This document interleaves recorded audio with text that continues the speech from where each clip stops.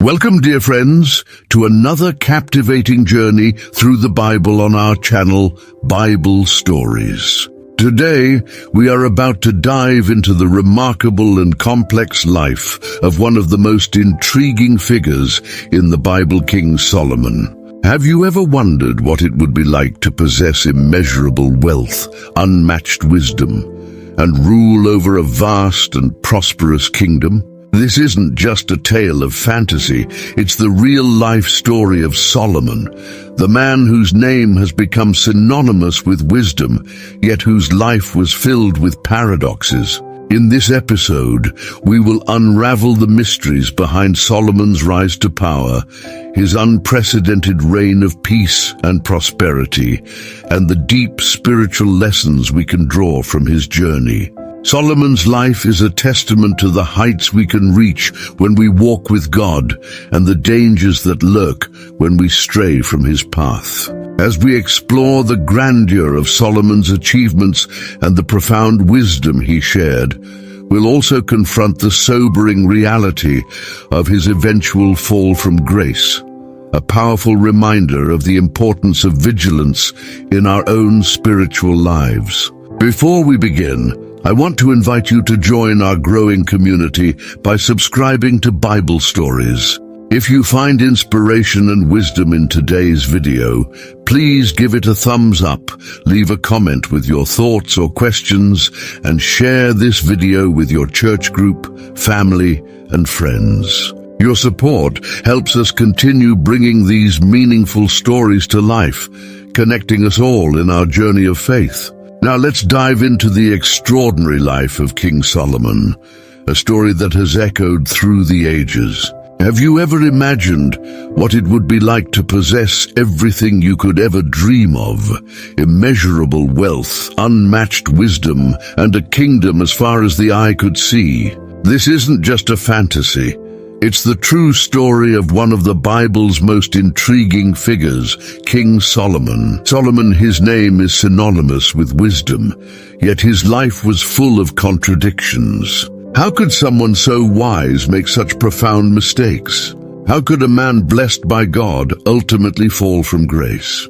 Few figures in history are as towering or complex as Solomon, the third king of Israel. His reign marked the golden age of the Hebrew monarchy, a time of unprecedented peace and prosperity. But beneath the glitter of gold and the shine of success was a tale of human frailty and divine grace. As we delve into Solomon's story, we'll explore not just the facts, but the deeper truths behind them.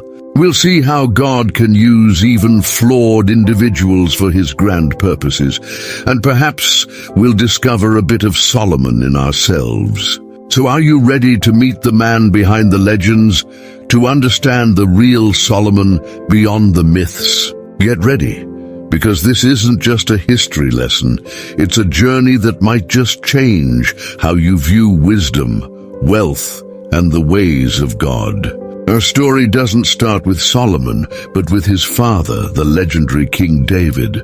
Picture this, a unified kingdom, enemies defeated and God's favor resting on Israel. Yet even in this golden era, dark clouds were gathering. Solomon was born into royal privilege as the son of David and Bathsheba, yes, the Bathsheba whose story began with scandal but ended in redemption. God had a plan for this child, declaring even before his birth that he would be a man of peace. The name Solomon means peace in Hebrew, a name that would shape his destiny. But let's not get ahead of ourselves. Solomon's path to the throne was far from smooth. As the 10th son of David, he wasn't the obvious heir. His older brother Adonijah assumed the crown was his for the taking. Can you imagine the tension in the palace, the whispers, the plots, the uncertainty? It took a dramatic intervention to secure Solomon's future. As David lay on his deathbed, the prophet Nathan and Bathsheba reminded him of his promise to make Solomon king. In a decisive moment, David declared Solomon his successor, anointing him before all Israel. Picture the scene. A young Solomon, perhaps overwhelmed, suddenly thrust into the leadership of a powerful nation. The Bible tells us in 1 Kings 2:12, "So Solomon sat on the throne of his father David, and his rule was firmly established." But with great power comes great responsibility. Solomon faced immediate challenges. His father's last words included a daunting to-do list: deal with old enemies, reward loyal friends, and above all, follow God's ways. It was a trial by fire for the new king. Solomon's rise to the throne teaches us a powerful lesson. God's plans often unfold in unexpected ways. He can take a child born of a troubled union and elevate him to greatness. It's a reminder that our past doesn't dictate our future when God is involved. As we leave Solomon at the start of his reign, full of promise and potential, we can't help but wonder, how will this young king handle the immense responsibility placed on his shoulders? What will he do with the legacy his father left him? Now imagine being offered anything in the world by God himself.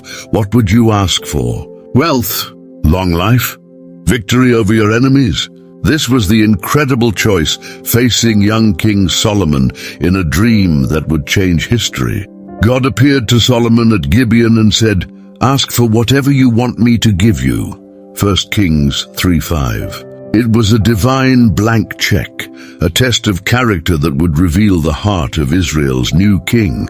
Solomon's response wasn't what you might expect from a young man suddenly thrust into power. Instead of asking for personal gain, he requested wisdom to govern God's people.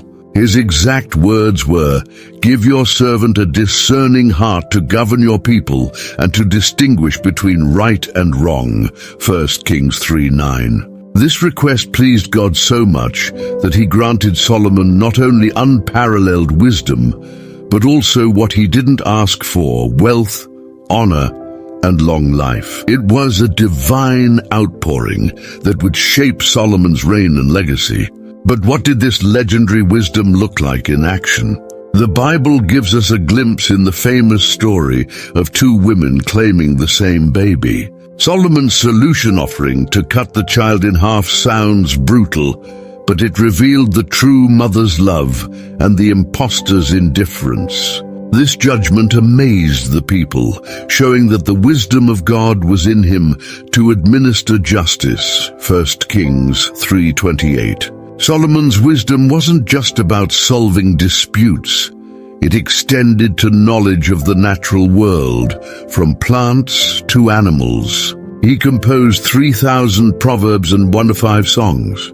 His insights into human nature and godly living are preserved in the books of Proverbs, Ecclesiastes, and Song of Solomon. But here's the thing about wisdom: it's not just about knowing facts, it's about applying knowledge rightly.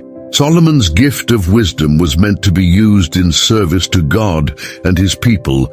It was a tool, not an end in itself. This gift challenges us today. Are we seeking wisdom to serve ourselves or to serve God and others? Are we using our knowledge and discernment to make a positive difference in the world? As we see Solomon step into his role as the wisest man who ever lived, we can't help but wonder, how will this extraordinary gift shape his reign? And more importantly, how will he use it? Now picture a kingdom at the height of its power, a land flowing with milk and honey, where silver was as common as stones. This wasn't a fairy tale, it was Israel under Solomon's rule. His reign ushered in an era of unprecedented prosperity and peace. The Bible tells us in 1 Kings 4:25, during Solomon's lifetime, Judah and Israel from Dan to Beersheba lived in safety, everyone under their own vine and under their own fig tree. Can you imagine such widespread peace and abundance? But this prosperity didn't happen by accident. Solomon was a master administrator and a visionary leader. He divided the kingdom into 12 districts, each responsible for providing for the royal household for 1 month of the year. This system ensured a steady flow of resources and distributed the burden evenly across the nation. Trade flourished under Solomon's rule. He established key alliances, including a partnership with Hiram, king of Tyre, which brought valuable cedar and cypress logs for his building projects. Solomon's fleet of trading ships brought exotic goods from far-off lands, filling the royal coffers with gold, silver, and precious stones. The scale of Solomon's wealth was staggering. In Kings 10:14 reports that the weight of the gold Solomon received yearly was 666 talents worth billions in today's terms. His throne was made of ivory and overlaid with pure gold, and even his drinking cups were made of gold. Silver in Solomon's days was considered of little value. But Solomon's prosperity wasn't just about material wealth. It was also a time of cultural and intellectual flourishing. The arts thrived, with music and literature reaching new heights. People came from all over the known world to hear Solomon's wisdom, bringing tribute and adding to Israel's cosmopolitan atmosphere. However, with great prosperity comes great responsibility. Solomon's lavish lifestyle and massive building projects required an enormous workforce. He instituted a labor force of 30,000 men from all Israel, sending them to Lebanon in shifts to work on his various projects. As we survey the dazzling splendor of Solomon's kingdom, we might feel a mix of awe and unease. Yes, it was a golden age for Israel, a fulfillment of God's promises to bless his people. But was all this opulence in line with God's vision for his people? Was Solomon using his resources wisely, or was he getting carried away? Solomon's prosperous reign shows us the potential for blessing when we follow God's wisdom. But it also raises questions about the dangers of excess and the responsibilities that come with abundance. As we continue our journey through Solomon's life, we're left wondering, how will this unprecedented prosperity affect Solomon's heart? Will he remain faithful to the God who blessed him so abundantly? Now imagine a building so magnificent, so awe-inspiring that it would become the centerpiece of a nation's faith for centuries to come. This was Solomon's crowning achievement, the construction of the temple in Jerusalem. The temple wasn't just another building project, it was the fulfillment of a dream that had begun with Solomon's father, David. As we read in 1 Kings 5:5, Solomon declared, "I intend, therefore, to build a temple for the name of the Lord my God, as the Lord told my father David." The scale of this undertaking was immense. Solomon enlisted 30,000 men from Israel, 70,000 carriers, and 80,000 stonecutters to work in the mountains. The supervision of this massive workforce required 3,300 foremen. Can you picture the bustling activity, the sound of hammers and chisels echoing across Jerusalem? But it wasn't just about manpower. The materials used were of the highest quality. Cedar from Lebanon, stones cut to size, gold, silver, and bronze. No expense was spared. The interior was paneled with cedar and overlaid with pure gold, and even the floor was covered with gold. The details of the temple's construction are meticulously recorded in Scripture, highlighting its significance. The Holy of Holies, where the Ark of the Covenant would rest, was a perfect cube, measuring 20 cubits in each direction. This precision wasn't accidental. It reflected the perfection and holiness of God. Perhaps most striking were the two bronze pillars. The entrance pillars, named Jachin and Boaz, were not merely architectural elements. They served as powerful symbols of God's strength and stability. The temple's construction took 7 years, and as it neared completion, the anticipation grew. Upon its completion, Solomon orchestrated a grand dedication ceremony, during which the Ark of the Covenant was brought in, sacrifices were offered, and Solomon delivered a profound prayer of dedication. At that moment, something extraordinary occurred, as described in 1 Kings 8:10-11. When the priests withdrew from the holy place, the cloud filled the temple of the Lord, and the priests could not perform their service because of the cloud, for the glory of the Lord filled his temple. This divine manifestation signaled God's approval of Solomon's work, marking a moment of immense spiritual significance for Israel and ushering in a new chapter in their relationship with God. The temple stood not only as a testament to Solomon's devotion, but also to the skills and resources God had bestowed upon him. It was a place where heaven met earth, where God's presence dwelled among his people. However, as we admire this architectural and spiritual wonder, we might ponder, does God delight more in grand structures or in humble, obedient hearts? How do we balance external expressions of faith with internal devotion? The temple, shining under the Jerusalem sun, symbolized Israel's faith and prosperity, yet little did they know of the challenges that lay ahead. How would this magnificent structure shape Israel's future? And how would Solomon's relationship with God evolve after this monumental achievement? Imagine a kingdom so wealthy and renowned that rulers from across the known world sought an audience with its king. This was Israel under Solomon, a nation that had become a beacon of prosperity and wisdom in the ancient world. Solomon's fame spread far beyond Israel's borders, as noted in 1 Kings 4:34. From all nations, people came to listen to Solomon's wisdom, sent by all the kings of the world who had heard of his wisdom. Picture the bustling streets of Jerusalem, filled with visitors from distant lands, all eager to witness this legendary king. Perhaps the most famous of these visitors was the Queen of Sheba, who arrived with a grand entourage bearing spices, gold, and precious stones. Her mission was to test Solomon with difficult questions, but Solomon's wisdom left her astonished. She exclaimed, "The report I heard in my own country about your achievements and your wisdom is true, but I did not believe these things until I came and saw with my own eyes." 1 Kings 10:6-7. Solomon's wealth was staggering.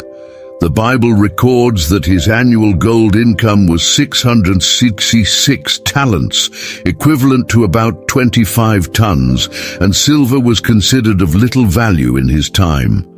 His drinking vessels were made of gold, and he had a magnificent throne of ivory overlaid with gold. But Solomon's success wasn't just in accumulating wealth. He was also a shrewd trader and diplomat. He formed alliances with neighboring kingdoms, notably with Hiram of Tyre, which opened up trade routes, bringing exotic goods to Israel. Solomon's fleet of trading ships would return every 3 years, laden with gold, silver, ivory, apes, and peacocks. Solomon's building projects were equally impressive. Beyond the temple, he constructed a palace complex that took 13 years to complete. He fortified cities, built storage facilities, and even constructed the Forest of Lebanon, a summer retreat. His military might was formidable. The Bible mentions that he had 4,000 stalls for chariot horses and 12,000 horses. In an era when cavalry was the pinnacle of military technology, this was a clear demonstration of Israel's power. However, with all this wealth and fame came danger. As Solomon's reputation grew, so did the temptation to rely on his own strength rather than on God. The influx of foreign visitors brought not only trade goods, but also foreign customs and beliefs. Solomon's international fame raises some challenging questions for us today. How do we handle success and recognition? Do we use our resources and influence to glorify God, or do we become enamored with our own achievements? As we observe Solomon at the height of his power and fame, we can't help but wonder, will he remain faithful to the God who blessed him so abundantly, or will the allure of wealth and international acclaim lead him astray? In the glittering courts of Jerusalem, as foreign dignitaries paid homage and trade ships unloaded their exotic cargoes, the stage was set for both triumph and tragedy. How would Solomon navigate the challenges that came with such unprecedented success? As we delve further into Solomon's story, we find ourselves in a world of luxury, diplomacy, and danger. Solomon's reign had brought Israel to new heights of prosperity and influence, but with these came new temptations and challenges. Solomon was a master of international relations. His marriages were not just matters of the heart, but were also political alliances. The Bible tells us in 1 Kings 11:3 that he had 700 wives of royal birth and 300 concubines. Imagine the complexity of managing such a household. His most famous marriage was to the daughter of Pharaoh, sealing an alliance with Egypt. This was unprecedented. For the first time, an Israelite king was considered an equal to the mighty Pharaoh. But this marriage came with a cost. Solomon built a palace for his Egyptian wife, bringing foreign cultural influences into the heart of Jerusalem. These marriages opened doors for trade and diplomacy, but also introduced Israel to foreign religious practices. Solomon's wives turned his heart after other gods. 1 Kings 11:4. The king, who had built the temple to the one true God, now allowed high places to be built for Chemosh, Molech, and other foreign deities. It's a startling turn of events. How could the wisest man in history make such a grave error? Perhaps it was a gradual process, where one compromise led to another, until Solomon found himself far from the path God had set for him. The influence of these foreign customs wasn't just religious, it affected the entire culture of Israel. The simple agrarian lifestyle gave way to a more cosmopolitan, luxurious way of life. Solomon's court became a melting pot of cultures, languages, and ideas. On one hand, this cultural exchange brought benefits. Israel was exposed to new technologies, arts, and knowledge from across the known world. Solomon's wisdom was enriched by insights from many cultures, but it also posed a threat to Israel's unique identity as God's chosen people. Solomon's foreign relationships present us with a complex picture. They showcase his diplomatic skills and Israel's growing influence, but they also reveal the dangers of compromise and the subtle ways our hearts can be led astray. This chapter of Solomon's life raises some challenging questions for us today. How do we engage with the world around us without losing our distinct identity? How can we appreciate diversity while remaining true to our core beliefs? As we watch Solomon navigate these treacherous waters of international politics and cultural exchange, we're left wondering, will he be able to maintain his devotion to God amidst all these foreign influences? And what will be the long-term consequences of these relationships for Israel? In the grand palaces of Jerusalem, as foreign princesses brought their customs and beliefs, the seeds of future conflict were being sown. How would this play out in the remaining years of Solomon's reign and in the generations to come? As we turn to this somber chapter in Solomon's life, we find a stark contrast to the glittering success of his earlier years. The wisest man in history was about to face the consequences of his unwise choices. The Bible doesn't mince words about Solomon's fall.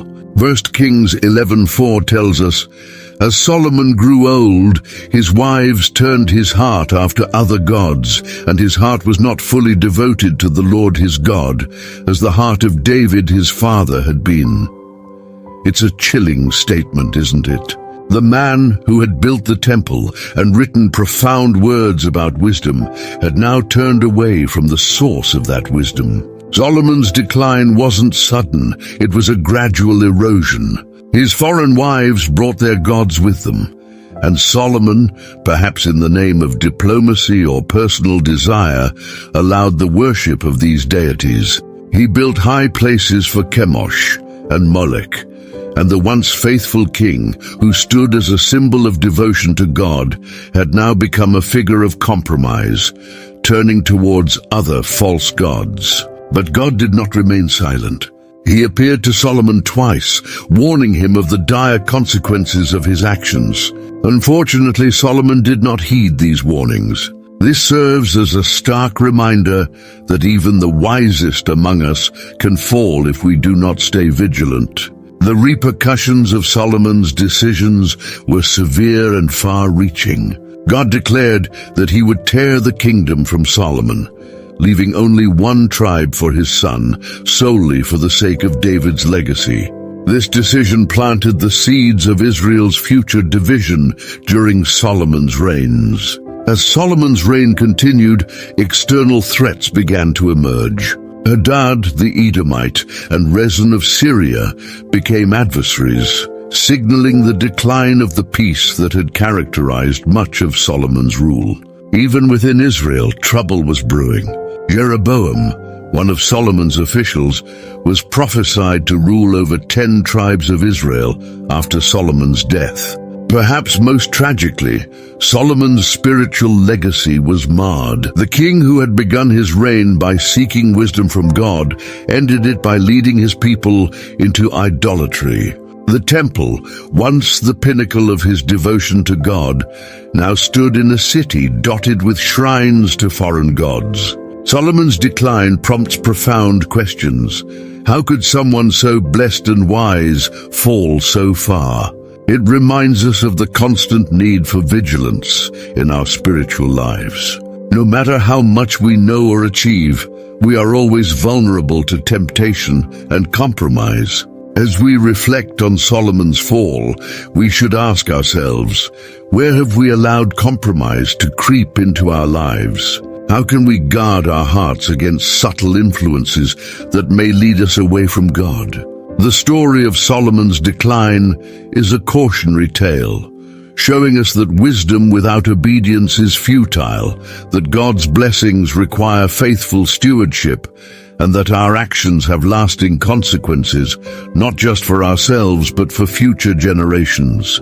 As Solomon's reign drew to a close, so did the golden age of Israel. The kingdom that had reached such heights was now on the brink of division.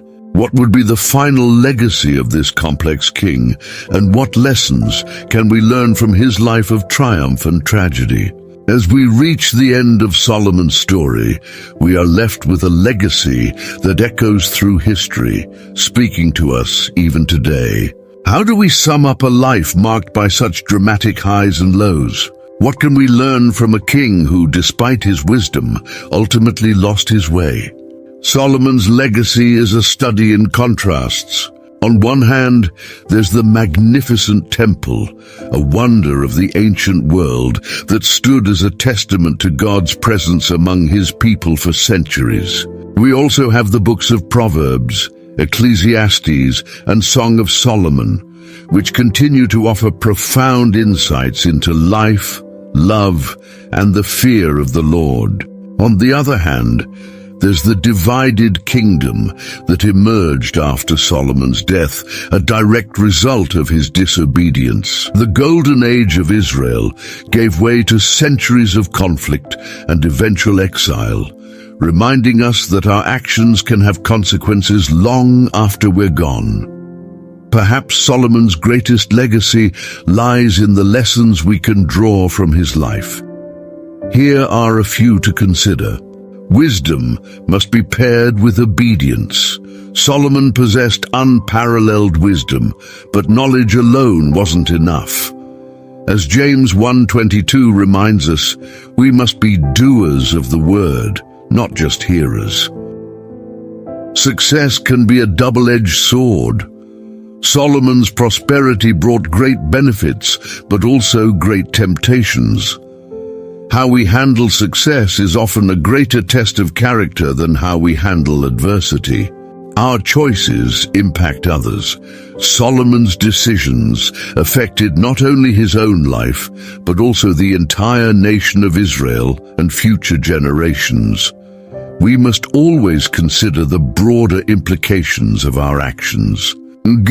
God's grace endures despite our failings. Despite Solomon's fall, God didn't completely abandon his promises to David's lineage. This offers hope for all of us when we stumble. The heart is central. Solomon's outward achievements were impressive, but in the end, it was the state of his heart that mattered most to God. As Proverbs 4:23 says, "Above all else, guard your heart, for everything you do flows from it." Perhaps the most poignant lesson comes from Solomon himself in the book of Ecclesiastes. After experiencing all that life had to offer, he concluded, "Fear God and keep his commandments, for this is the duty of all mankind." Ecclesiastes 12:13. As we reflect on Solomon's life, we might ask ourselves, how are we using the gifts and opportunities God has given us? Are we remaining faithful in times of blessing as well as in times of trial? Are we leaving a legacy that points others toward God? Solomon's story is ultimately one of human potential and human frailty. It shows us the heights we can reach when we walk with God and the depths to which we can fall when we turn away. But it also reminds us of God's enduring faithfulness even when we are faithless. In the end, Solomon's life challenges us to pursue wisdom, yes, but more importantly, to pursue a heart fully devoted to God. In that pursuit lies true success, lasting impact, and a legacy that honors the one who gives us everything. As we conclude our exploration of King Solomon's life, we are left with much to ponder. Solomon's story is one of great triumphs and deep tragedies, a life filled with unparalleled wisdom, but also profound mistakes. Through his journey, we see the incredible potential God has placed within each of us and the importance of keeping our hearts fully devoted to him. Solomon's legacy offers us timeless lessons about the pursuit of wisdom, the perils of compromise, and the enduring faithfulness of God, even when we falter. So as we reflect on Solomon's life, let's ask ourselves, how are we using the gifts and opportunities that God has given us? Are we staying true to his path, even in times of prosperity and success? The story of Solomon challenges us to seek not just wisdom, but a heart that remains steadfast in our devotion to God. For it is in that unwavering commitment that true success lies. Thank you for joining us on this journey through the life of King Solomon. If you haven't already, make sure to subscribe to Bible Stories for more deep dives into the timeless truths of Scripture. Don't forget to like this video, share your insights in the comments below, and spread the word by sharing this video with your church group, family, and friends. Together, we can continue to grow in faith and understanding. Until next time, may God's wisdom guide you and his grace sustain